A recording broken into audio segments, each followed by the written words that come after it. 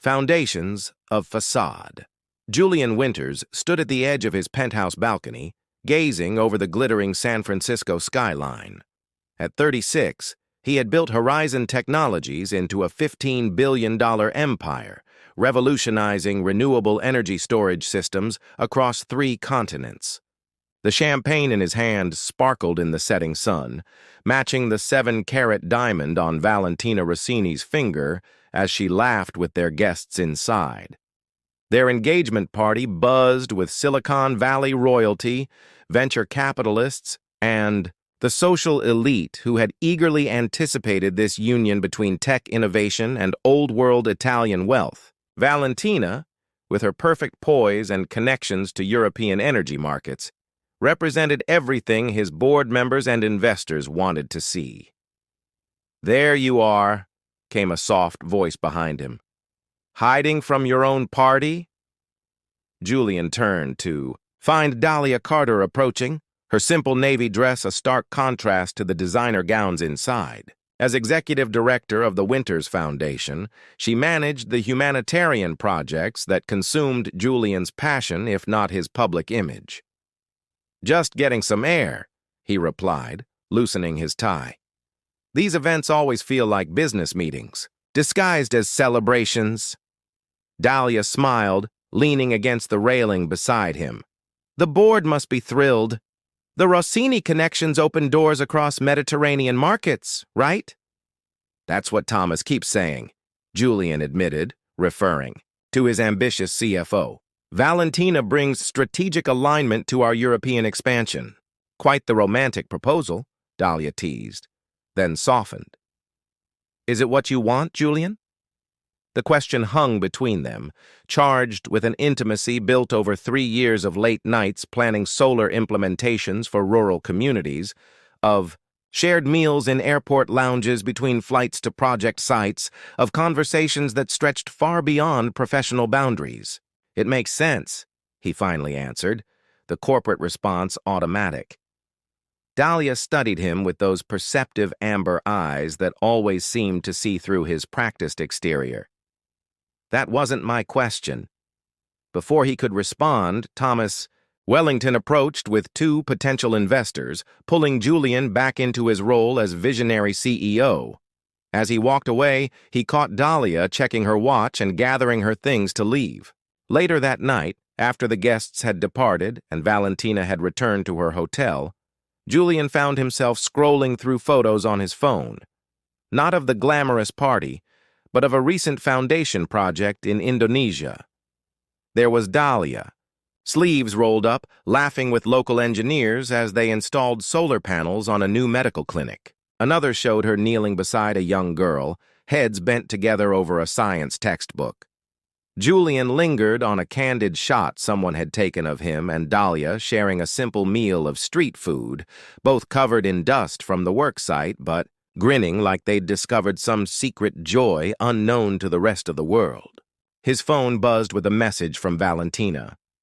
"The Martelli family loved you. Perfect evening, darling. 6 months until Villa Rosa becomes ours for the wedding of the decade. Sleep well, V." Julian stared at the message, then back at the photo. Of him and Dahlia. In one image, he recognized himself completely, the man who found purpose in bringing sustainable energy to forgotten corners of the world. In Valentina's message, he barely recognized himself at all. His finger hovered over Dahlia's contact information. There were words unspoken between them, truths that had grown during countless shared moments of authentic connection. But what? Right did he have to speak them now, with Valentina's ring already commanding headlines and a wedding that would unite powerful families and strategic business interests? Julian set the phone down and walked to the window, watching fog roll in beneath the Golden Gate Bridge. In 6 months, he would be standing at the altar in the ancient gardens of Villa Rosa, fulfilling expectations and securing his company's future. It was the logical culmination of everything he'd built. So why did it feel like he was planning to lose rather than gain himself? Shadows of truth. The Italian spring sun warmed the terracotta tiles of the private villa outside Florence, where Julian sat reviewing quarterly reports. 3 months had passed since the engagement party, and with each passing day, the wedding, preparations accelerated while his certainty diminished. "Mr. Winters?" His assistant's voice pulled him from his thoughts. "Miss Rossini's wedding planner is calling again about the guest list approvals." Julian nodded. "Tell her I'll call back. This afternoon." Another decision about table arrangements or flower selections that Valentina insisted required his input. Despite showing little interest in his opinions, his phone lit up with a notification. Dahlia had sent project photos from the foundation's newest initiative in rural Tanzania. Unlike the wedding preparations, these images sparked immediate interest. He scrolled through pictures of newly installed water purification systems powered by Horizon's solar technology, stopping at a video message. "Julian, you should see the difference your technology is making." Dahlia's voice came through, slightly, breathless from excitement. The camera panned to show children gathering around a water tap. "Clean water for the first time in the village's history. The school attendance rates will double now that children aren't sick or walking miles for water." In the background, he could hear her speaking Swahili with the village elders, her voice flowing naturally between languages. The camera turned, catching her face in unguarded joy as a young girl hugged her waist. Julian found himself touching, the screen tracing the curve of her smile. "Beautiful, isn't it?" came Valentina's voice from the doorway. Julian started, feeling inexplicably guilty. "The project? Yes, it's transformative." Valentina glided into the room in a designer sundress, examining the phone screen with polite interest. "I meant the villa. The wedding coordinator sent new photos of the gardens. Perfect for the reception." She scrolled through her own phone, showing him images of manicured hedges and classical statuary. "The Medici family used to entertain here. Now it will be Rossi Winters history." Julian tried to match her enthusiasm. "It's lovely." "Anyway," she continued, "I need you to approve the final guest list.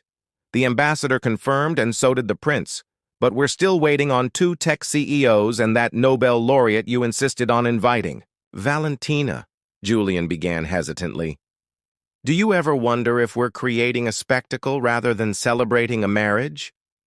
She paused, studying him with the shrewd assessment that had made her family successful for generations.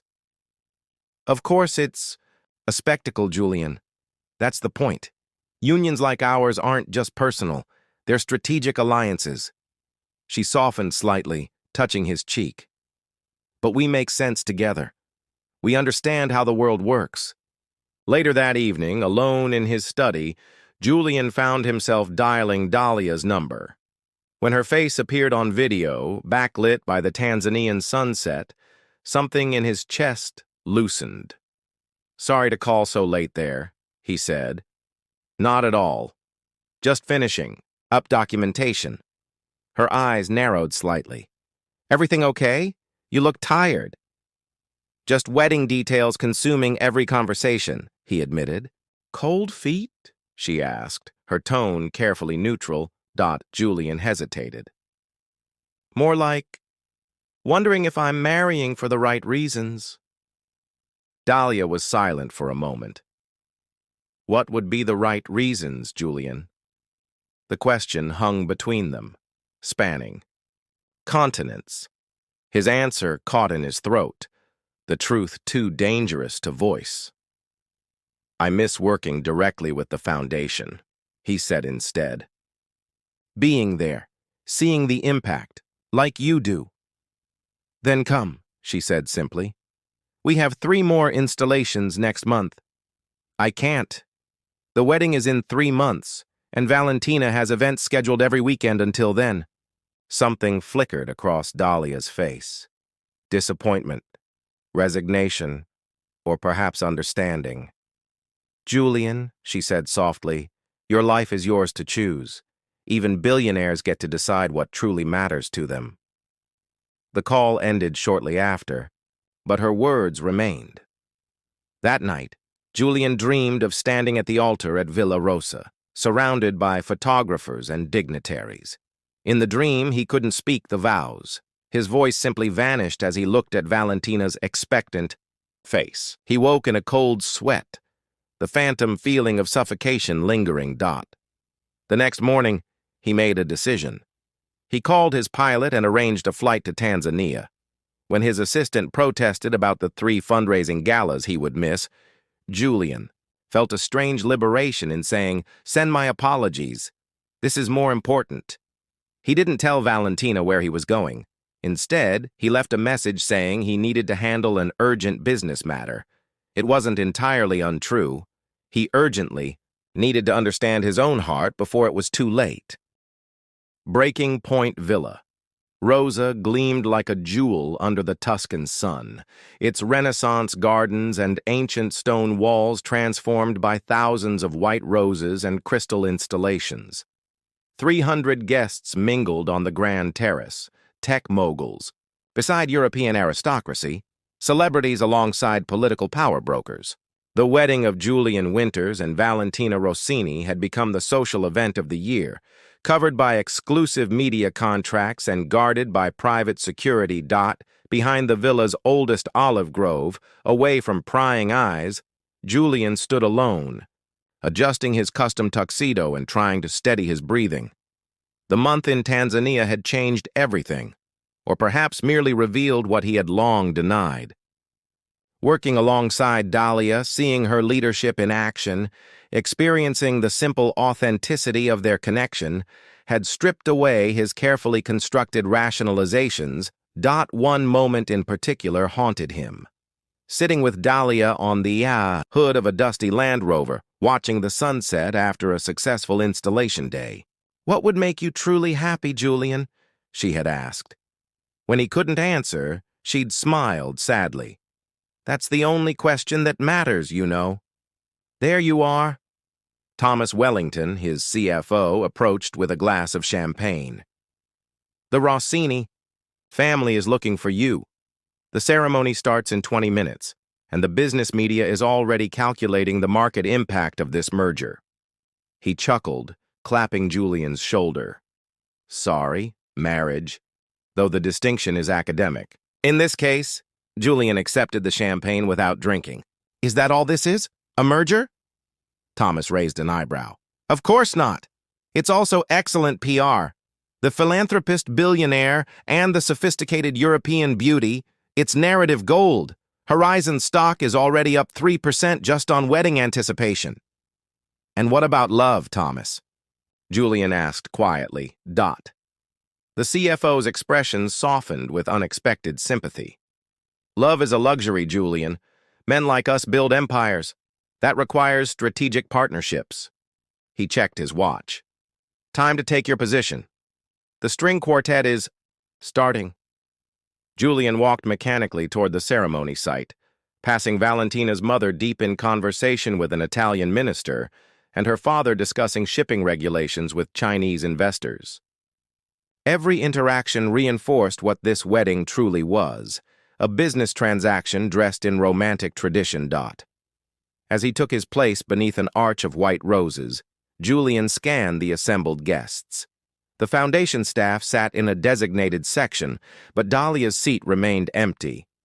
He had invited her, knowing she was back from Tanzania, but had received only a polite decline, citing prior commitments. The music swelled, guests rose, and Valentina appeared at the end of the petal-strewn aisle. She was undeniably stunning in a couture gown, her dark hair elegantly arranged, her smile practiced perfection. A collective murmur of appreciation rippled through the crowd. As she approached, Julian was struck not by joy, but by clarity. He remembered their 3 months of dating before the engagement. Efficient meetings between busy schedules, conversations centered on mutual connections and opportunities, physical intimacy that was pleasant but never transcendent. The efficient began with practiced eloquence about union and commitment. When he asked if anyone objected, Julian caught the warning glance Thomas shot around the gathering. silently daring anyone to disrupt the valuable alliance. "Julian and Valentina have prepared their own vows," the officiant announced, gesturing, "for Julian to begin." Julian looked into Valentina's expectant eyes, aware of hundreds of gazes upon them, of photographers capturing every moment, of business partners mentally calculating future collaborations. His prepared vows, crafted by the public relations team, waited in his pocket. "Valentina," he began, his voice surprisingly steady, "you are extraordinary in every conventional measure." He paused, something shifting in his expression. "And I cannot marry you." Gasps erupted across the gathering. Valentina's smile froze, her eyes widening in shock. "I stand here surrounded by wealth and influence," Julian continued, "preparing to make vows that should come from love rather than strategy. You deserve someone who loves you completely, not someone who admires your suitability." The garden fell into stunned silence. From the corner of his eye, Julian saw Thomas half rising from his seat, face contorted in alarm.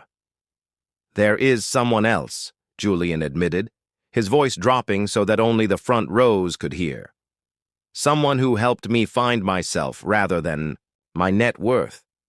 I didn't plan this, didn't even allow myself to acknowledge it until recently. But I cannot start a marriage with such profound dishonesty." Valentina's composure, trained through generations of public dignity, remained intact. Only the slightest tremor in her hand betrayed her shock. "And who?" she asked quietly. "Is this someone?" Unexpected grace. The gathered guests held their collective breath, hundreds of eyes fixed on the tableau beneath the rose arch. Julian, having spoken his truth, now stood vulnerable before Valentina's question. Camera shutters clicked rapidly, capturing what would surely become tomorrow's global headlines. "Her name is Dahlia," Julian answered softly. "She runs my foundation, and through her work she showed me what matters most. I didn't come here intending to say this. I tried convincing myself our marriage made sense. But standing here, I can't. Speak vows I know aren't true." Valentina's face remained impressively composed. She took a small step back, creating distance between them while maintaining her dignity. "I see," she said, her voice carrying just enough for the front rows to hear. "And when did you realize this truth?" Julian swallowed hard. "I've felt it growing for months, but in Tanzania, working beside her, I couldn't deny it anymore. I should have spoken sooner. You deserve far better than this moment." Murmurs rippled through the crowd. Valentina's father half rose from his seat, his face darkening with rage, but her mother placed a restraining hand on his arm. To everyone's surprise, Valentina handed her bouquet to a startled bridesmaid and took a deep breath. When she spoke, her voice was clear and controlled. "Well, Julian, I appreciate your honesty, however belatedly offered." Her accent became more pronounced with emotion. "And I must thank you." Confusion crossed Julian's face. "Thank me?" "Yes," she said, smoothing her gown with practiced elegance. "Because your confession gives me courage for my own." The whispers intensified among the guests. Valentina turned slightly, addressing the stunned audience as much as Julian. "Our families and business interests have pushed for this union for years," she said. "And I agreed because it seemed the sensible path, combining your technological innovation with my family's European connections. A perfect partnership on paper." She gave a small, sad smile. "But my heart has also been divided. For 2 years, I've been in love with someone deemed unsuitable by my family standards, my literature professor from University Marco, someone without fortune or famous name but who sees me as Valentina, not as a Rossini." The revelation sent another shock wave through the gathering. Valentina's father's face drained of color, while her mother looked more resigned than surprised. "I ended things with him when our engagement was announced," Valentina continued, her composure remarkable. "I chose duty over love because that's What people in our position do, or so I was taught. She looked directly at Julian. So, you see, I understand completely. Julian stood speechless, witnessing unexpected compassion from the woman he had just publicly rejected. The wedding planner hovered anxiously at the edge of the gathering, clearly unsure how to proceed with a ceremony that had veered so dramatically off script. What happens now? Julian asked quietly. Valentina gave a graceful shrug. Now we disappoint everyone except ourselves. She glanced at the horrified officiant. I believe we're finished here. She turned to address the stunned guests, her poise never faltering. Ladies and gentlemen, clearly there will be no wedding today. The reception, however, has been fully paid for. Excellent food and wine await you on the terrace. I suggest we all make use of it. Celebrations of truth are too rare in our circles.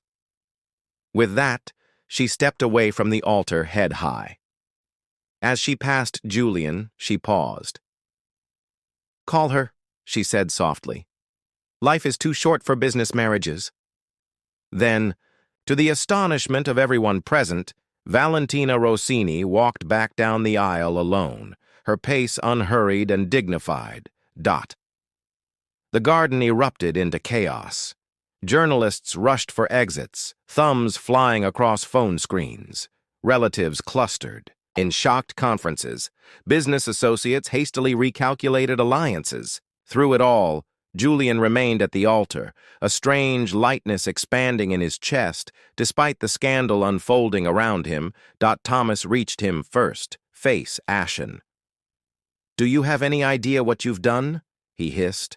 The stock will plummet. The Rossini connections, the European expansion. We'll find another way, Julian said with unexpected calm. One that doesn't require selling my life. As security began ushering away photographers, Julian slipped through the garden's side gate, away from the commotion. In the villa's ancient courtyard, he pulled out his phone and dialed the number he should have called months ago. Dahlia? It's Julian. I need to tell you something. Authentic paths. 1 year later, Julian stood on a hill overlooking a sprawling solar installation in rural Mexico. Children played soccer using goalposts made from bamboo on a field beside the new community center, their laughter carrying on the warm breeze. Inside, local women were training on computers powered entirely by Horizon Technology's latest renewable system.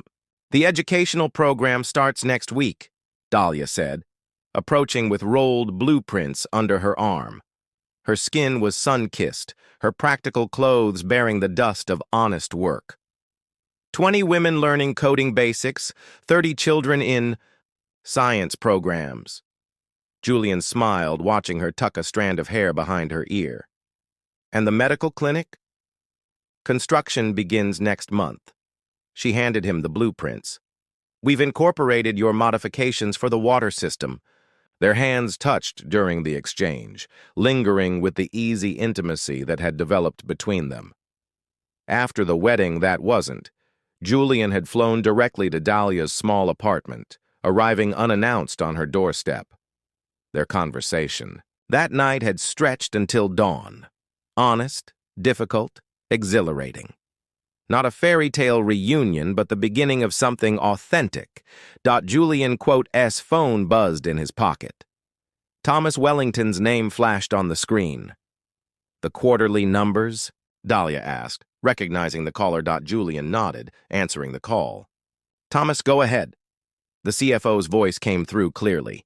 Board meeting just concluded. Revenue up 17%, stock stabilized after the initial drop. The Indonesian contract is signed.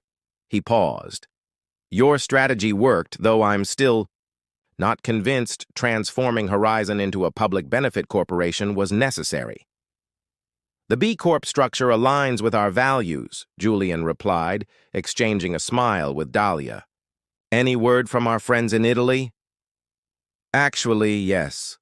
Valentina's family is interested in our Mediterranean solar farm proposal. Apparently, her new husband is quite the environmental advocate. After ending the call, Julian slipped the phone away and took Dahlia's hand. Marco apparently convinced the Rossinis that green energy is the future. The professor and the heiress, who would have thought?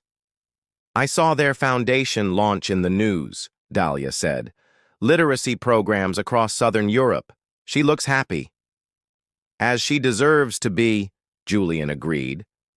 They walked together along the ridge, discussing project timelines and community needs, with the comfortable rhythm of partners who shared both purpose and heart. No photographers documented their movements, no business analysts calculated the value of their relationship. The simplicity was its own luxury. Any regrets? Dahlia asked suddenly, as they watched the sunset paint the solar panels in gold. About how everything changed? Julian considered the question. The scandal had indeed cost him. Business partnerships, social standing, board members who couldn't understand his new direction. Horizon was smaller now, more focused on impact than expansion. His life was less about galas and more about groundbreaking, ceremonies for community projects. Only that I didn't find the courage sooner, he replied honestly. I spent years building a life I thought I was supposed to want, rather than the one that actually mattered to me. Dahlia leaned against him, her head fitting perfectly against his shoulder. For what it's worth, I think you're a better CEO now, more purposeful. That's because I finally understood what success actually means to me, Julian said. It's not about acquisition, it's about contribution. As stars began appearing overhead, they walked back toward the village, where a community dinner awaited them. No crystal or champagne, just shared food and genuine conversation with the people their work actually served. Julian's hand found Dahlia's again, their fingers intertwining naturally. There's a project opportunity in Chile next month, she mentioned. Beautiful mountains, challenging terrain for installation. Let's go together, he suggested immediately. I have some ideas about adapting the panels for extreme weather conditions. Her smile lit something within him that no business success ever had. I was hoping you'd say that. In the distance, the solar panels gleamed under the rising moon, harvesting energy that would power lights, computers, and medical equipment for a community long overlooked by the world. It wasn't the path Julian had originally envisioned for himself, certainly not the one expected of a billionaire tech CEO. But standing there with Dahlia, discussing how to bring light to forgotten places, Julian Winters had never felt more certain that he had finally found his way home, not to a mansion or penthouse, but to a life of purpose, shared with someone who valued the man beyond his fortune. Some distances, he had learned, weren't measured in miles but in courage. The distance between the life expected of you and the one your heart demands you live.